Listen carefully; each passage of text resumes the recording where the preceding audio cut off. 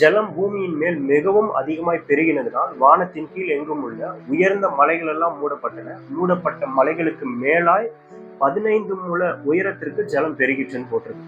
உயரமான மலைகள்ல இருந்து 15 அடி உயரத்துக்கு மேல தண்ணி இருந்தது. அதாவது 23 அடி உயரம் வர தண்ணி மூடினது.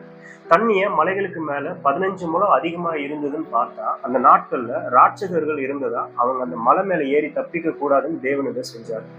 உலகத்தோட உயர்ந்த மலைன்னு சொல்லப்படுற எவரெஸ்ட் மலையிலையும் இன்னும் சில மலைகள்ல கூட கடல்ல வாழ்ற உயிரினங்களோட எலும்புகளை கண்டுபிடிச்சிருக்காங்க. அந்த அளவுக்கு அந்த நாட்கள்ல தண்ணி பூமியை மூடிச்சு. இப்போ ஆல்ரெடி பூமியில நிறைய தண்ணி இருக்குது. இப்போ வானத்தின் மதகுகளும் திறக்கப்பட்டது.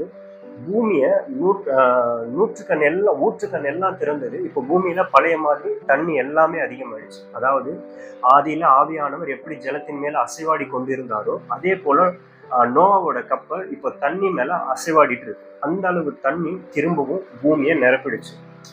அப்போ இந்த தண்ணிய வற்ற வைக்கணும். ஆனா தேவன் முதல்ல செஞ்ச மாதிரி பண்ணல. அது